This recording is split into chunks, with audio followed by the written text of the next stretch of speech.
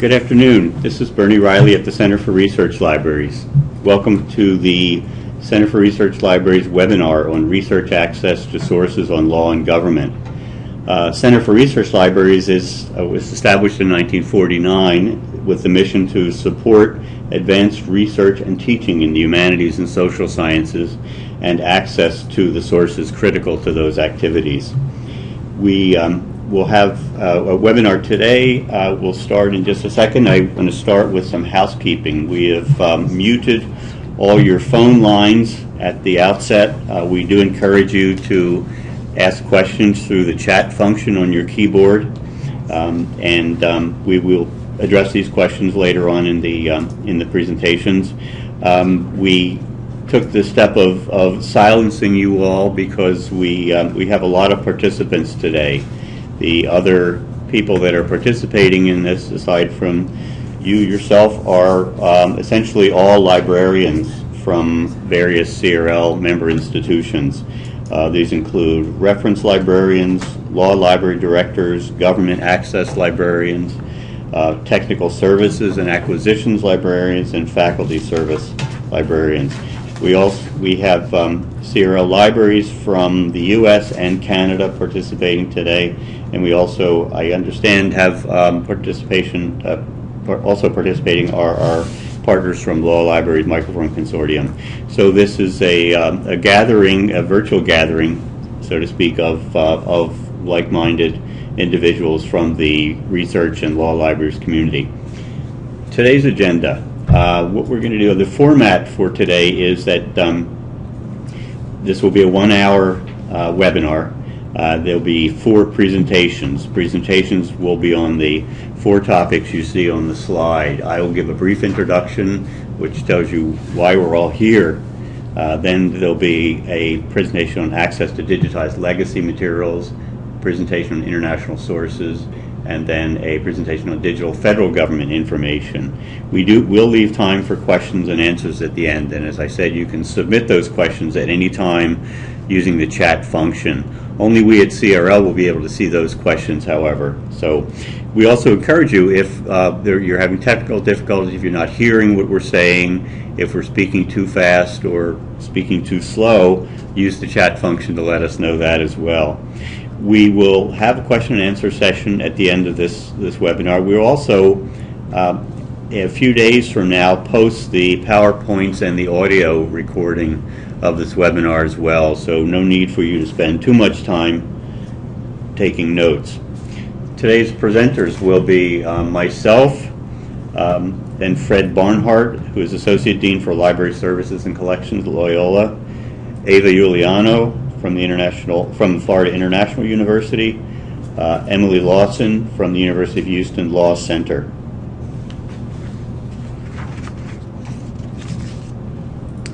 Background, a little bit of background. The global resource. This webinar is held under the CRL Global Resources Forum. The forum is a program of events, activities, and resources that are intended to support collection development and decision-making on investment in local collections and in licensing of electronic resources. The Global Resources Forum involves 3 things. First, analysis, and we do analysis and evaluation of electronic databases, particularly major electronic databases in the humanities and social sciences. It's one of the subjects of today's presentations. It's also a platform for intelligence and information sharing among librarians, where we draw upon the people from the member institutions to identify critical databases, critical at-risk materials, and to come to help us develop consensus on the needs of libraries with reference to getting access to that information and those sources. It also supports library investment. We provide a fair amount of data and information, all designed to make library decisions, your decisions in your local libraries, about investment in digital and print collections. This library investment support also involves our negotiating the terms for the purchase and acquisition and licensing of electronic resources. We also have just put online recently a registry of print archives to support decision-making about print archiving, and that registry is the paper registry, PAPR. It's accessible through CRL's website. So some of the analysis that we've done recently is a comparative analysis of a number of major legal databases, including some of the ones that we talked about today, Hein Online and LLMC Digital. We've also provide background information on collections and collection development in those data areas. So why sources of law on law and government for CRL in particular? CRL covers broadly the humanities and social science. 3 reasons. First, it's our mission. CRL has long collected legal publications of laws from U.S. and foreign governments. We have extensive collections of foreign official gazettes and other legal materials. Second, we see that there's been lately, in the past decade or so, a change in the mandates of law libraries.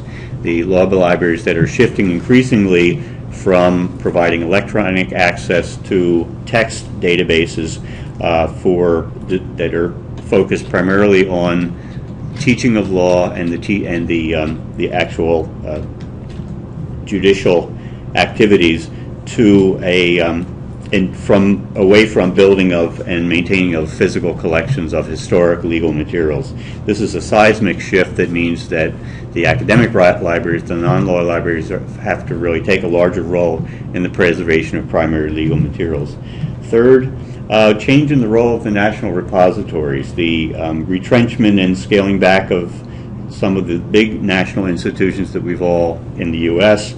relied upon, and in Canada, the Library of Congress Law Library, and scaling back of collections there, the Federal Depository Library Program also in the U.S., and the recent developments in the National Library and Archives Canada, where the government funding has been rather severely curtailed. So what's our agenda on this? We're digitizing CRL holdings. A few years ago, we formed a partnership with the Law Libraries Microform Consortium, who have been working with us to digitize a number of major CRL collections. We've digitized our whole collection of Canadian legislative journals, legal treatises. We're also in the process of digitizing our U.S. state legislative journals, and our Cuban materials we'll be digitizing with LLMC in the next year or so. We also are developing plans for digitization of foreign official gazettes and CRL collections. We're also providing access to a broader range of digital law materials going beyond CRL collections. The Law Libraries Microforms Consortium partnership with CRL has enabled CRL to provide access to the entire LLMC digital corpus. That includes the 20 or 30 million pages already is in that corpus, but also recently digitized materials like the early legal publications in Haiti, and which will include things like pre-Soviet legal materials from the University of Michigan libraries. So, third, we're concerned with the survival of the print corpus. We are working with LLMC because of their strong and well-established print archiving program, and the holdings of the LLMC print archiving program will be entered in the paper registry that I mentioned a few minutes ago.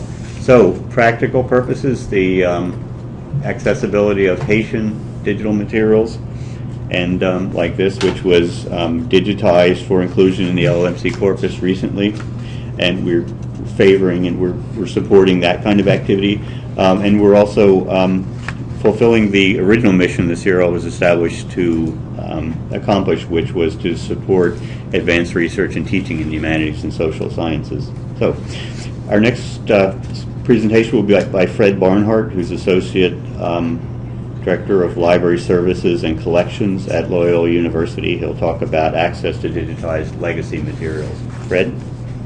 Hey, thanks, Bernie, and hello, everyone. There are some very interesting research uses for legacy legal documents outside the traditional practitioner or law school research environment. The material found in case reports can often provide information about the social and historical context in which the case was tried, For instance, information about the time period can be found in the case itself, perhaps found in the dicta or the facts, the briefs accompanying the case, the trial accounts, are just a few of the places that additional information to give historical context can be found. Legislation, especially as it changes over time, and all of the documents surrounding the creation of the law can offer great insights into the historical context and the social values of the time. While practitioners are usually more interested in current information and finding good law, which can be applied to a legal issue, the non-legal researcher in an area of the social sciences, humanities, or even digital humanities will not be as concerned with the legal status of the document so much as what it tells her or him about the social and political context. And actually, if you could move to the next slide, that'd be great. Thanks. Research related to the social sciences, I mean, there's the obvious political science and criminal justice, but also anthropology, sociology, even gender and race studies can find rich material for research. History, English, philosophy are example of some humanities areas that will find useful information. For example, undergraduates might research the evolution of civil rights laws through landmark cases, where they're actually able to look at the case law from some big decisions that really affected civil rights. Also, I added the digital humanities because digital humanities have an interest not only because of the value of seeing the original format and being able to compare perhaps multiple versions of reports of cases or legislation or laws, but also because of the sheer additional breadth of information that's added when you begin mining these older legal materials. And so it opens up a whole new area for data mining, text mining, a specific grouping of laws or decisions. Would you move to the next slide, please? Some of the challenges, I think, that are presented by non-legal researchers using these legacy legal materials. For the researchers, I think the background is a challenge. It's not insurmountable at all, and many researchers make great use of legal materials. But for many non-legal researchers, there's a learning curve to finding the materials and resources where resources really originated more as tools for lawyers or law students, practitioners, and understanding the hierarchy of authority and where the documents exist in context for that time period and that legal system can be a challenge even to law students and lawyers. And so for a non-legal researcher approaching the materials for the first time, it can be intimidating. And so it requires additional assistance and I think some additional learning on the parts of the librarians who are assisting those researchers. I think similarly for the discovery tools, they're not necessarily aimed, although this is changing, but I don't think they're really aimed at the casual researcher or the student or the non-legal researcher who might want to approach these materials, and especially for students who are much more accustomed to Google, as we all know, and the algorithms which always show up something no matter what you do. And so even the best search engines in these resources may not turn up what the student expects or wants. And so it can be very frustrating, and so students often have to be coached more about what they should be looking for, what keywords they could be using. The field searches themselves may use unfamiliar terminology, and appropriate keywords may change depending upon the time period, especially if there's some centuries back research being done. And it might be helpful for the researcher to use multiple resources together in order to increase the chances of finding appropriate citations or documents, especially since some of the resources that we've discussed, LLMC, Hein Online, Gale's Making a Modern Law, all of them have different types of finding tools that could be useful to the researcher. For non-law libraries, I think the challenge can be in providing the access. Many academic libraries, if they are associated with the law library through their institution, they may already have access to the tools like Hein Online and LLMC Digital or Making a Modern Law through the law library, even though at times those resources are not promoted necessarily or even made widely available even by posting it on a research guide outside of the law library. So I think just knowing that things are available can sometimes be a barrier to access. Sometimes an academic library, though, will subscribe on its own to those resources like LLMC or Hein Online, since they are reasonably priced, or they may also subscribe to a resource like LexisNexis Academic or Gale's Making a Modern Law, which, even though they tend to be more expensive, do tend to have that non-legal researcher audience, which some faculty ask for it by name. The search tools for all of these vary in sophistication, and it's helpful if the library adds expertise to assist the non-legal researcher, as I noted earlier. I think for the publishers of these tools, a challenge is knowing who the audience is for the more retrospective and legacy materials, and how to provide the access to those researchers. The practitioner may not be likely to begin research in these legacy legal material resources, so they are unlikely to be used outside of an academic environment. And it's important to understand how the libraries and the researchers will use the tools and to tailor the discovery tools to make it more likely that the researchers and the students who may not have the attention span to continue with the research after a few failed attempts, so that they'll continue to use the resources. Move to the next slide, please. Some of the trends that I think are worth noting for the partnership between CRL and LLMC Digital, these are areas that are being prioritized for future edition, and will add interesting and unique additions to the LLMC Digital collections. First, the official gazettes, the foreign law gazettes from CRL's collections, which are currently held in microfilm and hard copy, offer access to the legal systems of civil law nations, where the Gazette is often the only published version of the law, let alone for there to be a commercial version available.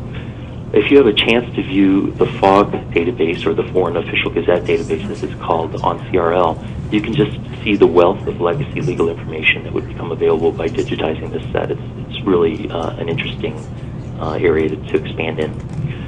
The British legal manuscripts from the Intertemple and Privy Court documents are a source of documents from the 12th through the 20th century, which include parliamentary transcripts, unpublished reports, and even some documents from the early Anglican Church, the time of Elizabeth I. If digitized, they would be a rich source for British history, London history, things of that nature.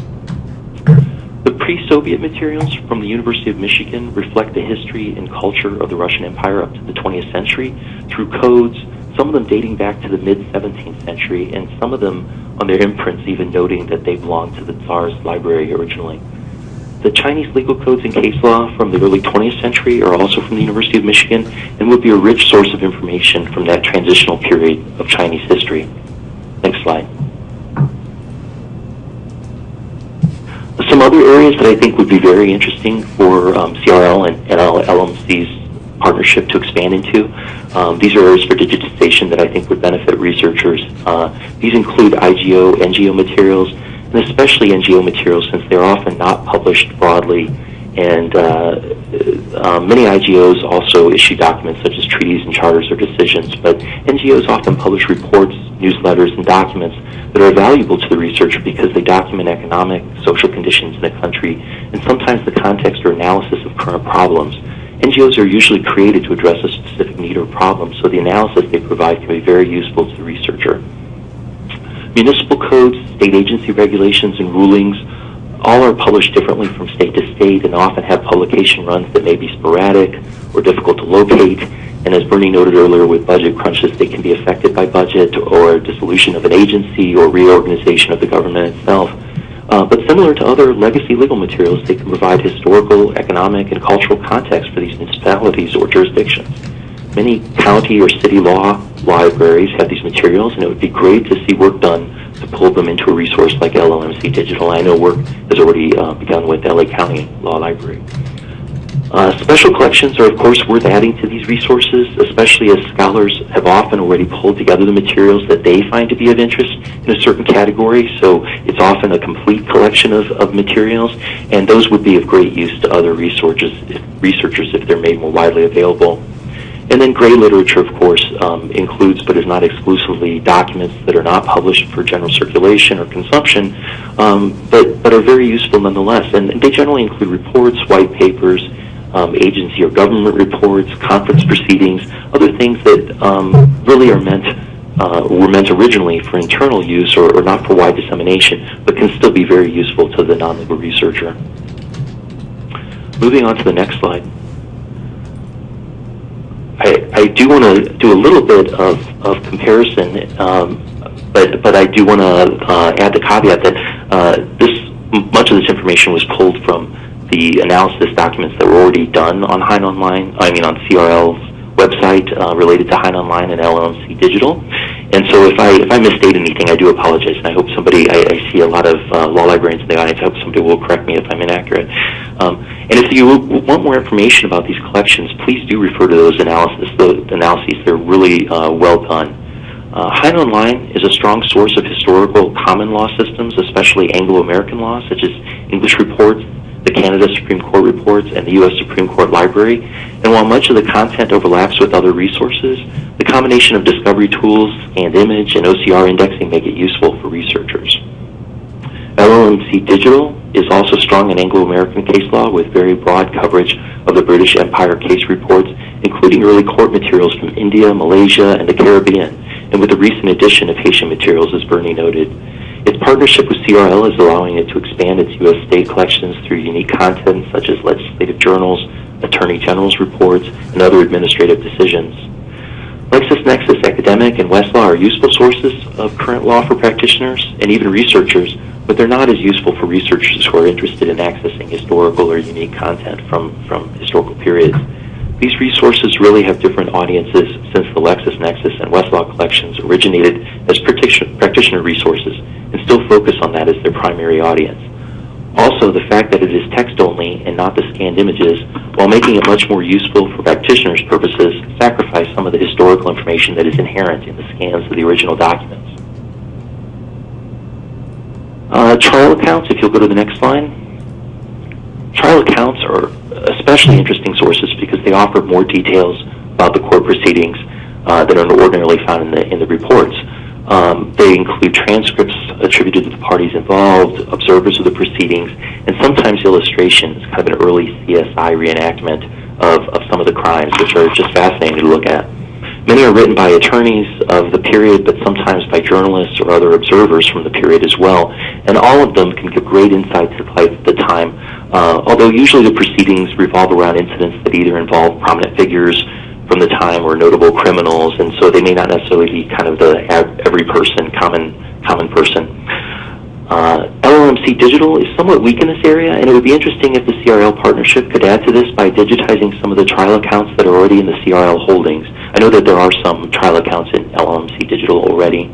Hein Online has the World Trial Library, which is a collection of trial accounts from the 17th through the 20th century, and contains approximately 3,200 trial accounts. But Gale's Making a Modern Law is by far the most comprehensive source of trial accounts current in Anglo-American case system, covering from 1600 through 1926 with more than 10,000 accounts. Next slide, please. Looking at statutes and laws and other legislative materials, Hein Online, in addition to having a strong collection of early U.S. federal and state laws, also includes administrative law, presidential papers, and attorneys' general opinions. The LLMC collection includes federal laws and especially early legislative materials. It also includes state law collections, which overlap with much of what is covered in other resources, but have some strong specific areas in states such as Pennsylvania, New York, and Hawaii, and constitutional convention materials from Illinois and Virginia. The addition of state legislative materials from CRL will strengthen this area considerably, and other recent additions include Canadian legislative materials. Gale's Making a Modern Law also includes a number of municipal codes and state statutory materials that are unique to the collection. But it would be nice to see the addition of some of the municipal codes from various municipalities in addition to U.S. state statutory materials. To recap, all of these collections have strengths, especially in Anglo-American law documents, since they originated in those systems, but they all could be improved by adding more unique material directly for the non-legal researcher. And also, I think improvement of the discovery tools, which will allow greater access to these resources, would be an improvement, both for the occasional student researcher and the more dedicated scholar. And I know I will be answering questions a little bit later. Thanks, Fred. That's an amazing amount of material to cover in 15 minutes, and thank you so much for doing that. Everybody know we were prodding Fred to speak faster and faster and faster. So it's a good thing we're recording this. So that's a very, very good survey that'll be available in the recording of the webinar in a couple of days. That's a lot of material. It's clear from Fred's presentation that there's a wealth of materials out there, and such a wealth that it's difficult to sort out what's where, what is already included in what databases and what hasn't been digitized yet. Even worse, what's at risk of being lost altogether. So Fred gave us a lot to think about on that. This would be very helpful for CRL's agenda building. Our next speaker is Ava Giuliano, who's an International Relations Librarian at Florida International University. Ava will talk about the research access to sources in law and government, particularly international sources. Ava? Thank you. Thank you very much. And good afternoon, everyone. I will be talking about, speaking a little to international sources on law and government. Next slide, please. This is a basic overview I hope to address in my time. I want to start by talking about international law and government sources to give you an idea of the different pieces that are involved, to provide concrete examples for where these sources would be used or applicable to. I'll also go over some of the common topics that I get from my students and researchers that would be appropriate for these different sources. Regarding the access to international law and government sources, I do want to go over some of the challenges and opportunities, and then to finish up, to talk a little bit about GLIN, the Global Legal Information Network, because it's a wonderful example of how these opportunities and challenges are actualized. Next slide. So international law and government information. There is, of course, the documents produced by a country's legal and governmental system, but there are many other players involved, including, as Fred had mentioned, IGOs and NGOs, NGOs being non-governmental organizations, and IGOs being intergovernmental organizations. The two that are a concern, particularly for my institution, are the United Nations and the European Union.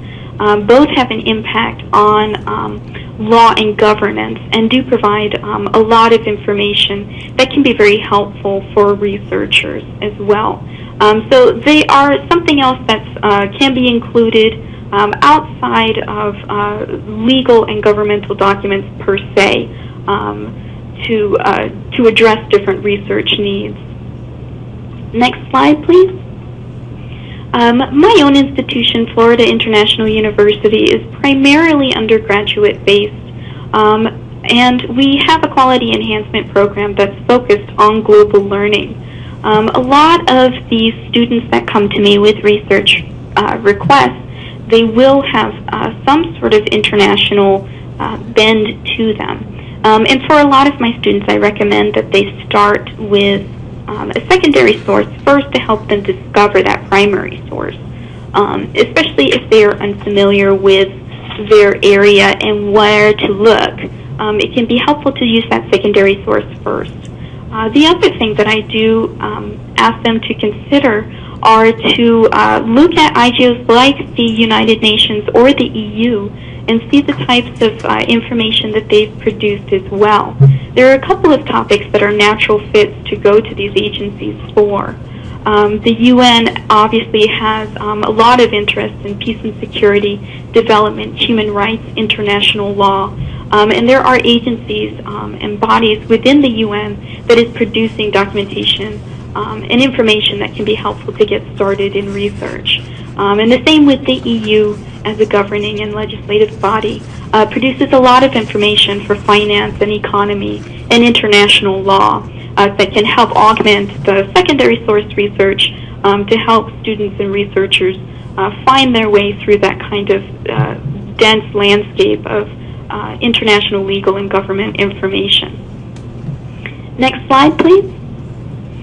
So to discuss broadly some of the opportunities and challenges, starting with the opportunities for research access to international law and government information, there is, of course, the opportunities that are available just regardless thanks to technology. So the ability to collaborate the access, if you have the basic level of technology, to be able to access information as well. But on top of that, thinking very specifically, due to the number of resources available that has available online and in different vendor databases, the aggregators, the vendors themselves, are becoming more and more interested in more specialized collections. So I feel that in the future there will be a lot more focus on providing access to these different areas of research, to more law and government information as well. So in conjunction with aggregator interest in these different collections, there's also this push towards digitization. Regarding the EU and the UN, there are massive digitization movements underfoot. The United Nations has been in development of an e-collection that would potentially replace its depository library program. So they are looking at a comprehensive shift towards digitization. And the EU as well has major organs within it that has gone towards providing access to its material online as well. Next slide. So some of the challenges, again, much like the same opportunities that technology affords us, we have those same challenges of, again, access and maintenance. When it comes to providing access for international law and government information, collecting together information across countries or across a couple of governments can yield the challenge of who should be in charge of gathering together all of this information. And on top of that, where should this resource live? Where should it be that it would be discoverable? And then the administrative duties of providing continued and consistent access and then maintaining those resources as well. Next slide. The Global Legal Information Network is actually a very good example of these challenges and opportunities actualized. Taking advantage of technology, the Law Library of Congress in 1991 did establish the Global Legal Information Network, which is a collaboration across government agencies and their representatives to collect together statutes, regulations, code, etc., into one place. These efforts were extremely well received, and they have received awards for their efforts, bringing together the statutes and regulations and codes of a number of different countries. I believe it's 32, but don't quote me. However, if you go to the GLIN website now, you will notice that there's a message about it being in transition, and it is not accessible at the moment. I was able to speak to Janice Hyde, the Supervisory Program Specialist, who is involved in GLIN, and she has told me that some of the reasons for that transition is because those administrative functions are being passed off to the Ministry of Justice in Qatar, actually, and they're waiting for the Prime Minister to sign off on certain things before that entire transition is complete. So there you see some of the challenges that are actualized. Something, for example, the administrative responsibilities, providing a challenge for making sure that that consistent access is available. Next slide. Due to the fact that there were so many law librarians, I did not go over specific resources to find foreign legal and governmental information. There are wonderful resources online, including things that are created by the Law Library of Congress, Harvard Law Library, UCLA, Boston University, University of Houston has finding aids as well that can direct you to specific websites and collections of where to go for that primary source material in foreign law and government information. You are, of course, welcome to contact me, and I would be happy to share that with you. And thank you so much for your time. Thanks, Ava. That was particularly interesting to us here at CRL because of our traditional support for the study of civil society in different parts of the world. CRL has been very active in collecting and preserving at-risk materials from the major world regions like Latin America, Sub-Saharan Africa. International materials are particularly concerned. We are, as Ava pointed out, we're happy about the UN now distributing its documents and publications electronically and open access on the web, but we are concerned about things like GLIN, where the future is not completely certain. It's interesting to note, too, that Ava's point that there's a growing use of these kinds of materials, of legal materials, particularly primary legal materials, by undergraduate populations, where this further reflects the shift of responsibility for preserving these kinds of materials from the law libraries to the academic libraries. Our next speaker is Emily Lawson, who did what we thought was a superb review of the FDsys system, the FDsys GPO Government Documents Repository System, that was published in Charleston Advisor a few months back. We are particularly interested in that because CRL has just been engaged by the GPO to do an analysis and evaluation of the FDsys system. So we're keen to hear what Emily has to say. Emily? Thank you, Bernie, and good afternoon to everyone. As Bernie has mentioned, my portion of this presentation is really going to be focused on issues regarding access to digital information from the federal government. Next slide, please. Okay, so I really just want to start off by discussing the shift in the way people are accessing government information. In the last 20 years, we've really seen this massive shift from print to electronic access, as most of you probably know. So prior to 1994, when the Government Printing Office launched its GPO Access website, people mainly accessed government information in print. And then the GPO Access was launched so that the government could then disseminate this information electronically. And really once that happened, you see the trend really take off. So between 2000 and 2009, what you saw was that the number of tangible publications distributed to depository libraries, that number dropped from about 12.2 million annually to 3.2 million annually. And this can really be attributed to a couple of causes. There was a drop in the number of publications that they were making available in print, and libraries were also declining to receive as many of those documents in print as they had done in the past, as electronic access kind of became preferred for libraries. So now today what we see is that over 90% of federal government information is what we call born digital. And next slide, please. Okay, so born digital information is digital content that originated as a digital product, so it may or may not have a print equivalent. And having so much information available electronically on government websites has kind of really opened up access to this type of information in a lot of ways. Anyone with internet access is now able to get to this information. But it's also important to keep in mind that digital government information also brings up a number of issues that we want to keep in mind. The first one has to do with availability. Digital information available on government websites is really easy to move around, so it can be susceptible to a link rot. It may be moved to another area of the website, or it's possible that that entire website may be taken down, or particular documents available could be taken down. A second issue regarding availability is that of fugitive documents. Since it's so easy for government entities to post this information online now, the Government Printing Office may not even realize that a particular document or report exists. And if they don't know it exists, it's going to be difficult to make sure it's properly cataloged and made available for researchers in the future. A related issue is that of preservation of digital information. It can be really difficult to preserve this type of information because technology is always changing.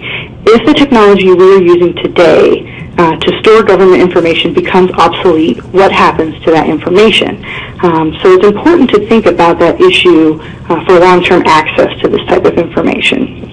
And then the other issue I have here related to preservation has to do with what I call the single copy problem. And when documents were disseminated in print form, there were lots of copies that were kind of spread out all over the country. And when print copies aren't widely distributed, information may become unavailable if the single digital copy we have of that somehow becomes lost or it becomes destroyed. And then the last issue I have up here I wanted to mention is authentication. With government information, it's really essential to make sure that the copy you are looking for is authentic. It's much easier to alter digital information, so then it becomes much more important to ensure that it has been authenticated in some way. We need to be able to show that the document is what it claims to be and that it hasn't been altered in any way. And we really need to think about these issues because having access to government information now and in the future is vitally important to researchers. Law and government information isn't just relevant for legal scholars, and as my other presenters have mentioned, it's important for other researchers as well. Social science researchers may be looking at consequences of mass migration. They need to find information about immigration laws in the United States. Health policy scholars may be looking about healthcare quality for people with chronic conditions, and they may want to look at laws implementing the Affordable Care Act that was recently passed. So there kind of is a wide range of interest in this type of information. It isn't just legal scholars who are interested. Next slide, please. So given the issues regarding access that I mentioned before and kind of the importance of this type of information to these researchers, it's important to look at what the government printing office is doing to help us make sure that this type of information is available now and in the future.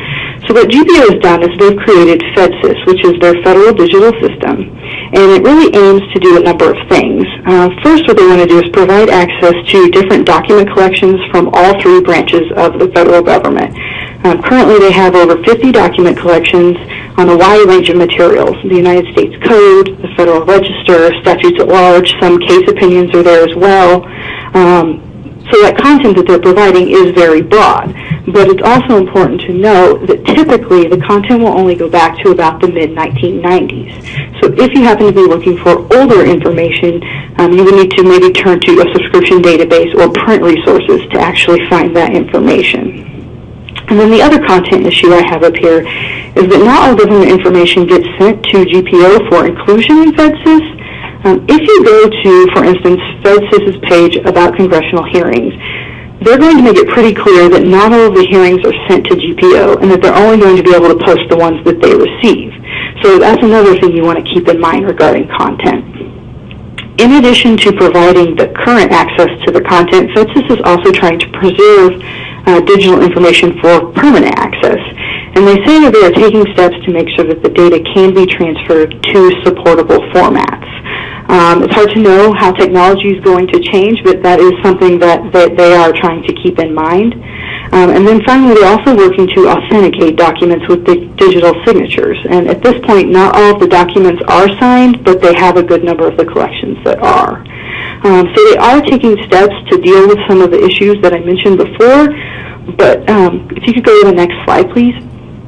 I also wanted to mention that FDsys is also partnered with various groups to kind of facilitate access, and I just have a few up here that I want to mention quickly. The first is the LOCKS US Docs Initiative, and they're really trying to harvest and preserve all the collections that are hosted on FDsys, so there is another kind of electronic copy of that information. Another important venture is the UNT Cyber Cemetery, where they are kind of archiving defunct government websites because that information that had once been on those websites and then taken down may not be available anywhere else. And then the last one here is the Registry of U.S. Government Publication Digitization Projects, which is quite a mouthful. This registry is really listing projects that are digitizing print materials, so it's important to understand that there are other organizations, libraries mostly out there, that are working to digitize some of this retrospective material. So that's all that I wanted to cover in my portion. I think I'm going to throw it back to Bernie. Thanks, Emily. That was a very good summary of the issues and challenges connected with the long-term or continuity of access to government information. It is ironic that now, with so much information being available, that there's a high likelihood of a good bit of this disappearing or people not being able to find it. We are particularly concerned with things like link rot, for government publications. CRL last year did a MacArthur Foundation funded study of human rights documentation in electronic form. What kinds of electronic documentation human rights organizations were collecting and distributing. And one of the things we found was that in a Palestinian report, a report by a group of Palestinian lawyers on the security barrier being erected by the Israeli government, there was a fair number of URLs and references to documents on the Israeli government website. And when we tested those links, those documents weren't there anymore. So even a sustainable organization like a national government can be not always the most trustworthy digital repository, as we know. So we have time now because our presenters were so disciplined. We have time now for questions and answers. So we have received some questions and answers via the chat, but we welcome you to submit more. We'll if you chat a question, let us know if there's a particular presenter that you want to ask that question of. One of the questions we've gotten was, how does coverage of open source legal and government primary sources compare with vendor-based resources for U.S. documents and for international documents? So I think that's a Fred question and an Ava question.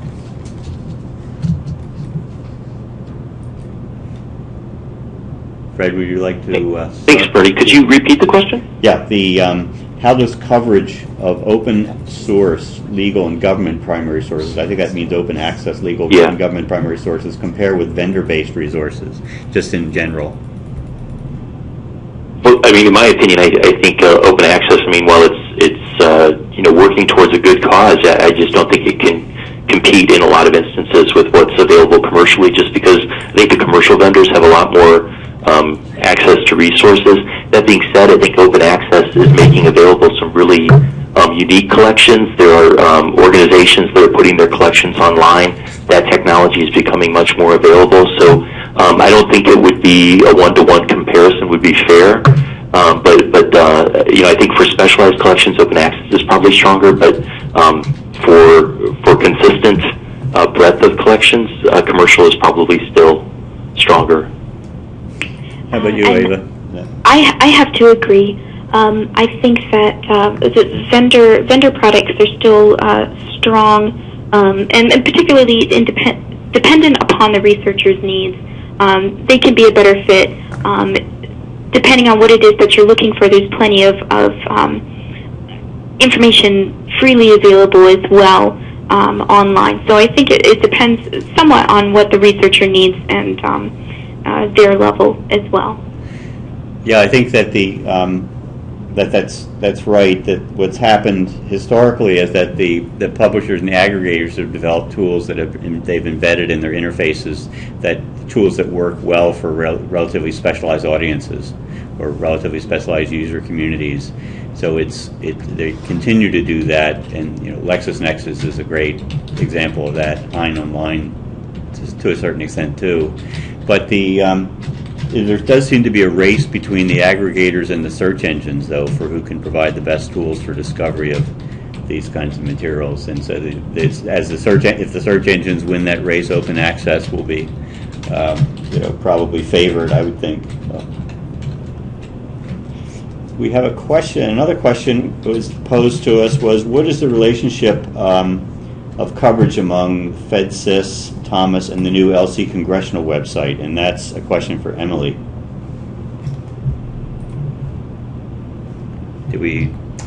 I'm here. Sorry, I was muted. But can everyone hear me okay? I think they can now. We can, yeah. Sure, that's actually a great question because, a lot of people may know that Thomas is actually launching that new site, congress.gov. And what's important to keep in mind about that website is that it doesn't actually have all of the materials that Thomas has on it yet. But I believe their plan is to migrate all of that information over. So at some point, that new website should have everything that Thomas has. I think right now it's missing the congressional record and congressional reports. But as far as kind of the comparison between FDsys and Thomas and Congress.gov, those two, FDsys really just has a broader range of types of materials, I would say. Thomas and Congress.gov are going to be very much focused on congressional materials, so legislative history materials, statutes, bills, congressional reports, and that kind of material. And FDsys does, there is overlap. FDsys has that type of information as well, but it will also have agency materials, things from the Federal Register and the CFR, the Code of Federal Regulations. We'll also have presidential materials as well as some judicial materials too. So I would just say that FDsys tends to be a little bit broader than the other two. Emily, is it safe to say that things will be harder to find in FDsys since it's not as specialized a portal as the Thomas and those kinds of things?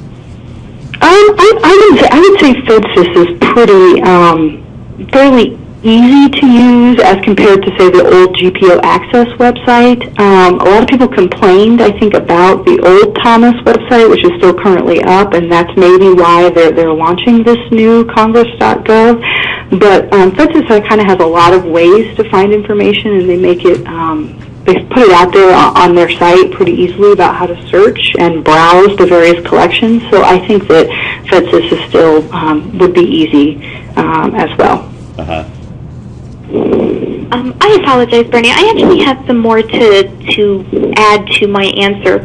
It just hit me about the UN e-collection is a great example of what is available open source as opposed to through a subscription. That entire e-collection that they are putting together, there's different categories of publications that the depositories get. So we get a certain number of freely accessible information. But then there's a couple of sales categories that are only available on deposit, for which the different libraries pay a subscription fee for.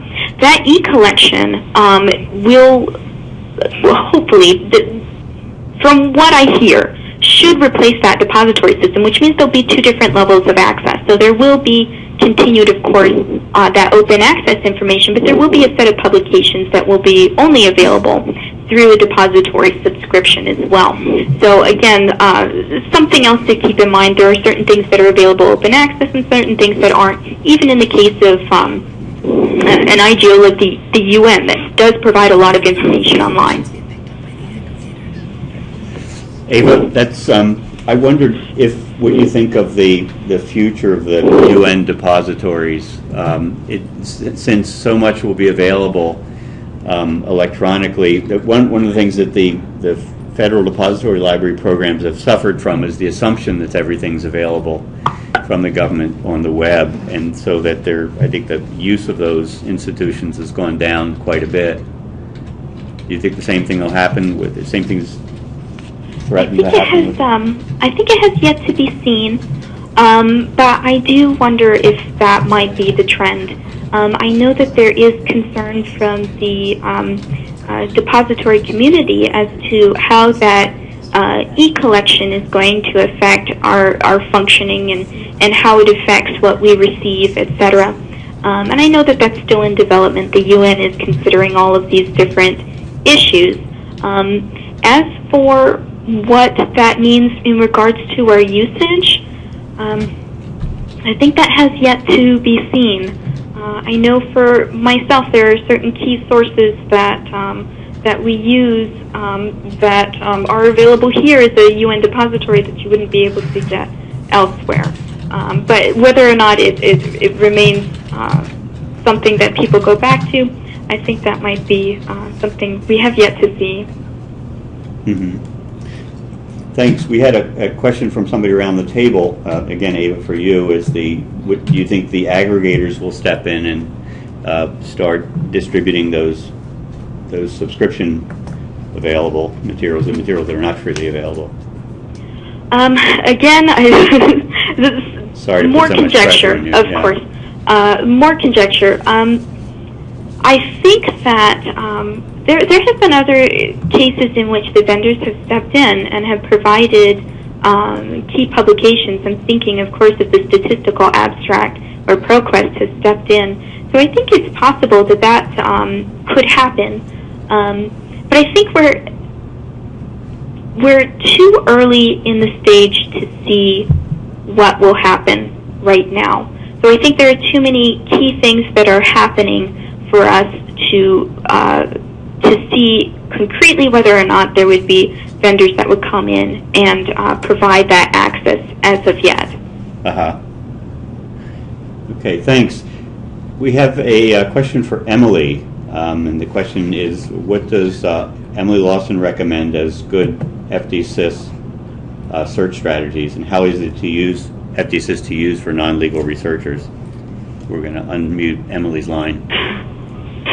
So sorry, could you repeat that question one more time? Yeah, the question was, what do you recommend as good FDsys search strategies, and how easy is it to use, is FDsys to use for non-legal researchers? Sure. Well, FDsys kind of offers a pretty good number of ways to search. They have a simple kind of search box that you often see, like a Google-type search box, that will use a lot of the same more sophisticated operators and things that we're used to using as librarians. You can use Boolean, you can use proximity operators that let you do field searching. You can use wildcards and all of those sorts of things that we've become accustomed to. But they will also allow you to search by citation. Oftentimes when I'm using FDsys, I may already know that I want a particular bill or something of that nature, so or a particular law. So it will allow you to just search by citation. It will have a search form that will allow you to populate that information.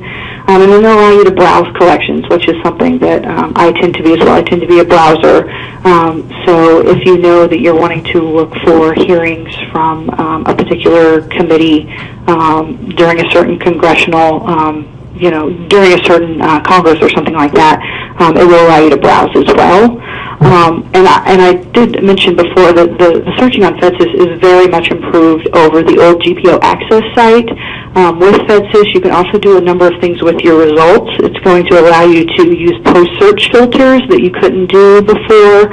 But kind of in regards to a lot of the different advanced search strategies, something I would recommend is that FDsys has produced webinars themselves about basic and advanced searching, where they go through some different strategies, so you may be interested in taking a look at that. And they also have a user's manual that I think it's about 100 pages or so, and it's going to go into probably way more detail than you would ever want to know about searching FDsys. Thanks, Emily. With regard to the other open access collections of legal materials, aside from FDsys, which does, as Emily said, intend to encourage or is encouraging the digitization of all legacy materials, there's also a couple of other resources out there. HathiTrust is one that has public domain materials at up to a certain date. The Internet Archive, which also has a large body of digitized public domain materials, in some cases beyond public domain, and Google Books, which has the major corpus of digitized legal materials from the public domain. We have a question on another topic. I was speaking to a University of Chicago social science professor the other day, and he said to me that the greatest tragedy of social science research in the 20th century is the unavailability of U.S. state-level publications.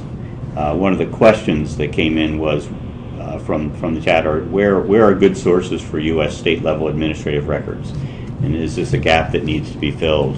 I guess that may be a question for Fred to start with. Thanks, Bernie.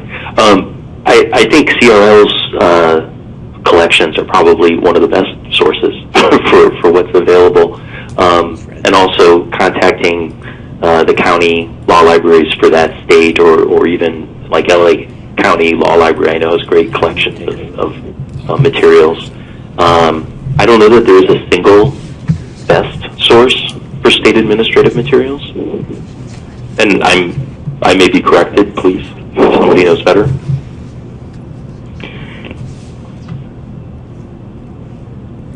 Great. Well, I think that's about all the time we have for questions. Thank you, Fred. This is Gwen Einat again, Communications Specialist. I want to thank everybody for joining us this afternoon. Thanks to our presenters.